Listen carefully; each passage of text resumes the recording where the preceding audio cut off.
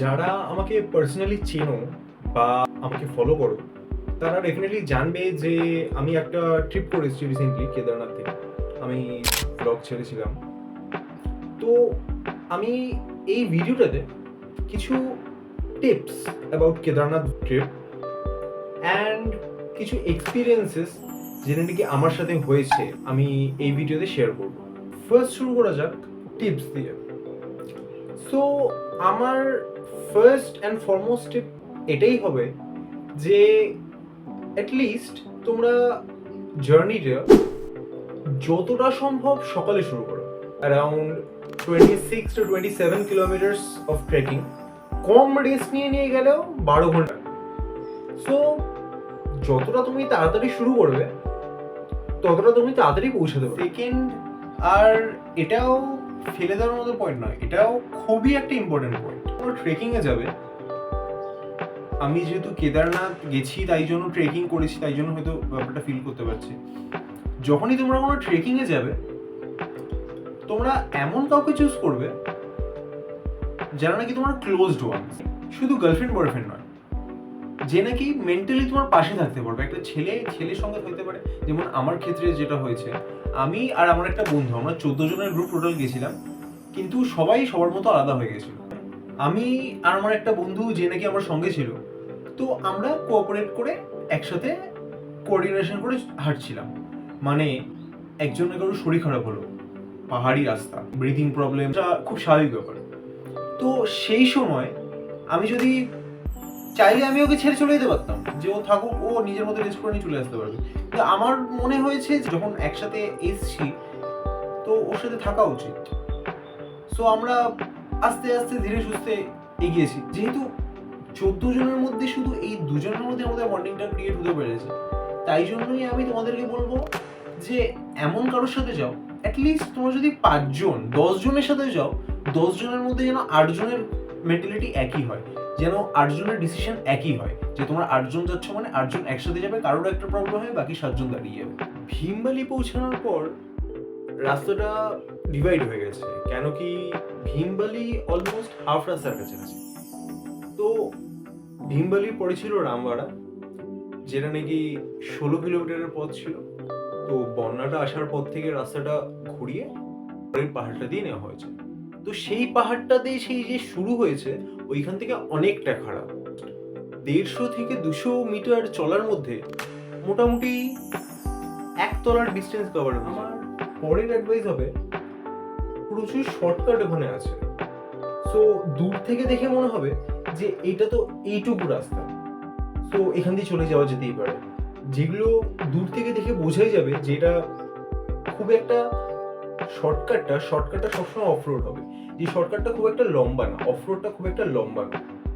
কিন্তু ম্যাক্সিমাম ক্ষেত্রে আমি বলবো যতটা সম্ভব শর্টকাটটা অ্যাভয়েড করার চেষ্টা করো। আমি দেখেছি almost 40% shortcut meets dead and.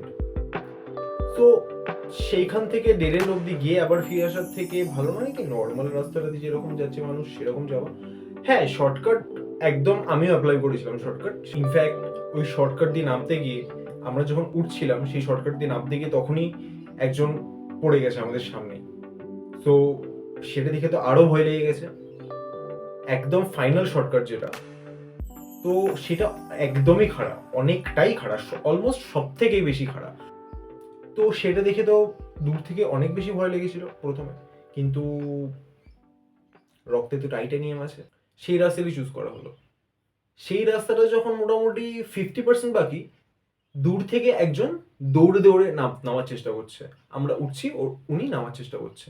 একটা পাথরে হড়কালো, মোটামুটি 50 থেকে 70 মিটার গড়াতে গড়াতে গড়াতে গড়াতে সামনে একটা দোকানে এসে ঢুকে গেল। ওইখানে আরো বেশি ভয় যে আরো 50% রাস্তা বাকি। তো আমার এখন মনে হচ্ছে হয়তো ওই শর্টকাটটা নেওয়ার আমার ভুল হয়েছিল। সো আমি বলবো তোমরা যতটা সম্ভব শর্টকাট অ্যাভয়েড করার চেষ্টা করো। সামনে দেখতে পাচ্ছ যে রাস্তাটা এইরকম গিয়ে এইরকম যাচ্ছে, তুমি শুধু শর্টকাটটা এইরকম নিচ্ছ, দ্যাটস ফাইন। বাট যতটা সম্ভব অ্যাভয়েড করার চেষ্টা করো যে শর্টকাটটার এন্ডিংটা তুমি দেখতে পাচ্ছ না। আর লাস্টলি একটা অ্যাডভাইস দিতে চাইবো, সেটা হচ্ছে যদি তোমার শরীর পারমিট করে যদি তোমার শরীরের ক্ষমতা থাকে হেঁটে সেই পথটা যাওয়ার, কেদারনাথ যাত্রা করার, তাহলে আমি সাজেস্ট করব পায়ে হেঁটেই করো। রাস্তাটা অনেক কিছু শেখাবে। আমিও এই রাস্তাটা থেকে অনেক কিছু শিখেছি। হয়তো সেই লেসেনগুলো দরকার ছিল, না হলে এই জিনিসটার ভাইবটাই নিতে পারতাম না হয়তো। তাই জন্যই হয়তো বলে কেদারনাথ যাত্রা। এবার যদি আমি এক্সপিরিয়েন্সের দিক থেকে বলতে চাই, তাহলে বলবো ভালো খারাপ দুটো মিশিয়েই কেটেছে পুরো ট্রিপটা। সো এরকম কেন বললাম ভালো খারাপ দুটোই মিশিয়ে? মানে কিছু কিছু ভালো জিনিস, কিছু কিছু খারাপ জিনিস হয়েছে। ফর অ্যান এক্সাম্পল, হঠাৎ করে লাঠি চুরি হয়ে যায় আমার, যে লাঠি করে ট্রেকিংয়ের জন্য লাঠি। তো আমি একটু ওভার থিঙ্কার। রাত্রির তখন 1:30 আমি জাস্ট পাশের পাহাড়টার মধ্যে লাঠিটাকে ঠেকন দিয়ে, ঠান্ডা বাড়ছে, গ্লাভস পরার জন্য ব্যাগটা পাশে রেখেছি। আমি জানি গ্লাভসটা পরবো, লাঠিটা দেবো, আবার ট্রেকিং শুরু করবো। গ্লাভসটা পরে লাঠিটার নেই। ঠিক সেই সময় আকাশ, আমার সঙ্গে যে ছিল মিস্টার কাই, ও কারোর সাথে একটা ফোনে কথা বলছিল।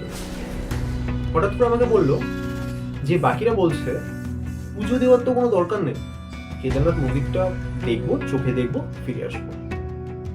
আমার মাথায় তখন এটা ঘুরছে, আমি অ্যাকচুয়ালি সবকিছুর সাথে সবকিছুকে কানেক্ট করি, যে লাঠিটা চুরি হয়ে গেল, এদিকে কথা হচ্ছে পুজো দেওয়া হবে না, তাহলে কি উনি এত দূর অব্দি রেখে পুজোটা নেবেন না? মানে আমি এমনিতেই ওভার থিঙ্কার, সব কিছু জিনিস মাথায় ঘুরছে, লাঠি ফাটি মানে তখন আর মাথায় কিছু নেই, মানে মাথায় শুধু এটা ঘুরছে কেন উনি পুজো নেবেন না, কেন উনি পুজো নেবেন না। মানে লাঠি ফাটি ভুলে গেছি লাঠির বলে একটা কিছু একটা অস্তিত্ব ছিল। জ্যাকেটের মধ্যে পকেটে হাত, মাথাটা নিচু, লাঠি ছাড়া ট্রেকিং করে যাচ্ছি। একটা পিঠুর সাথে কথা বলে বুঝতে পারলাম এটা খুব একটা আনন্যাচারাল ব্যাপার নয়, এটা এখানে হতে থাকে। সো উনি আমাকে সাজেস্ট করলেন যে আপনার থেকে যেমন অন্য একজনকেও লাঠিটা নিয়ে চলে গেছে, আপনিও অন্য একজন কারো লাঠিটা নিয়ে চলে যান। কিন্তু সেই কথাটা আমার ঠিক ভালো লাগলো না, যে কেউ একজন আমার কোনো একটা ছোটোখাটো ক্ষতি করেছে, মানলাম করেছে, জানতে অজান্তে করেছে। ঠিক তারপরে 3 থেকে 4 কিলোমিটার ট্রেক করার পর দেখলাম একটা মহিলাদের দল একটা জায়গায় দাঁড়িয়ে আছে। তো আমার চোখটা একটু শার্প, সো আমি আগে একটু দেখে নিলাম ওনাদের সবার হাতে লাঠি আছে, কিন্তু একটা লাঠি লুজ পড়ে আছে আলাদা। তো আমি ওনাদেরকে জিজ্ঞেস করলাম এই লাঠিটা কি আপনাদের? তো ওনারা বললেন না। আমি বললাম আমার লাঠিটা না চুরি হয়ে গেছে, আমি লাঠিটা নিয়ে নিচ্ছি। তো বললেন হ্যাঁ। আমার কাছে এটা একটা লেসন ছিল যে হয়তো আমি যদি সেই সময়, আমার কাছে একটা চয়েস ছিল যে আমি চাইলে অন্য কারোর একটা লাঠি ভেবে চুরি করতে পারতাম, কিন্তু আমি করিনি। হয়তো করলে হয়তো অন্য কোনো একটা কনসিকুয়েন্সেস হতো, শাস্তি পেতে পারতাম। লাঠিটা ওখানে নাহলে কেন পড়ে থাকবে? সব থেকে ইম্পর্টেন্ট ব্যাপার যেটা, যেখানে লাঠিটা চুরি হয়েছে তারপর থেকে লাঠির কোনো দোকান নেই। দোকান যদি থাকতো তাহলে একটা লাঠি কিনে নেওয়া যেত, কিন্তু কোনো দোকান নেই। কেউ একজন আমার জন্য সেই লাঠির বন্দোবস্ত করে দিয়েছে। আবার আরেকটা অ্যাডভেঞ্চারাস এক্সপিরিয়েন্স ছিল টেন্ট খুঁজে পাওয়া। আমরা ট্রেক শুরু করেছিলাম অ্যারাউন্ড 6:30-7টা বিকাল। সো অনেক প্রবলেমস ছিল সেই সময়, রাশ ছিল প্রচুর, আমার ব্লগে যদি দেখে থাকো, বা যাই হোক 45 কিলোমিটারের জ্যাম ছিল। ছোটি লিঞ্চলিতে টেন্ট ভাড়া করা হয়েছিল। সো আমরা ছোটি লিঞ্চলি পৌঁছে তখন বাজে রাত্রি 3:30। সো সবাই টায়ার্ড, সবাই অঘরে ঘুমাচ্ছে, আমরা 3জন রাস্তায় ঘুরে বেড়াচ্ছি। কোথায় টেন্ট, কি টেন্ট, কিচ্ছু বুঝতে পারছি না। ফোন করছি, ফোন তুলছে না কেউ। কেন? সবাই তো অতটা করে ট্রেকিং করে পুরো তো ক্লান্ত, সবাই ঘুমাচ্ছে অঘরে। সেই সময় রাত্রি 3:30-র সময় ভাবো মাথায় টেনশনটা কীরকম। ঘুরে বেড়াচ্ছি রাস্তার মধ্যে, মানে এতটাই খারাপ অবস্থা ছিল যে একটা পুরানো বনফায়ার, যেটা নাকি হয়ে গেছে, সব কিছু কাঠ দেওয়া বনফায়ার পুরো ছাই হয়ে গেছে, অলমোস্ট হালকা হালকা ধোয়া বেরোচ্ছে। ওইখানে সিগারেটের প্যাকেট ছিঁড়ে ছিঁড়ে ছিঁড়ে ছিঁড়ে ফেলছি যাতে একটু হিট নেওয়া যায়। ছোটি লিঞ্চলিতে -2-3 চলে গিয়েছিল ততক্ষণে, রাত্রি 3:30 বাজে। তারপর অনেক কষ্ট করে ওদিক ডাকাডাকি জোরে ডাকাডাকি ফোন করা, এই ওই করে করে করে করে লাস্টে খুঁজে পাওয়া গেল। একজন কোনো রকমের ফোনটা তুলেছে, সে তারপর সব ট্রেন্ডগুলো দেখে। আজকে লাস্ট টপিকটা হবে একটা ইনসিডেন্ট। এবার তোমরা সেটা বিশ্বাস করবে কি করবে না সেটা তোমাদের ব্যাপার। আমার জাস্ট ইনসিডেন্টটা শেয়ার করার ইচ্ছে হলো, তো আমি শেয়ার করলাম। তো ছোটি লিঞ্চুলিতে যখন টেন্ট নেওয়া হয়েছিল, রাস্তাটা এইরকম রাস্তা চলে গেছে পাহাড়ের এইখান দিয়ে ভাঙা বা কোনো রকমভাবে, এখানে ক্লিফ, এই ক্লিফের একদম পারে টেন্ট লাগানো। তো সেই টেন্টে যাওয়ার জন্য মাটির এই রকম সরু রাস্তা, ভিজিয়ে, এদিকে খাদ আর এদিকে পাহাড় উঠে গেছে, এরকম ট্রেকিংয়ের রাস্তা। এই রকম জায়গা দিয়ে নেমে এরকম আসতে হবে। কোনো রকমে ধরে ধরে ধরে ধরে যাচ্ছি, মাটির রাস্তা যেখানে শেষ সেখানে একটা পাথর এইরকমভাবে রাখা আছে।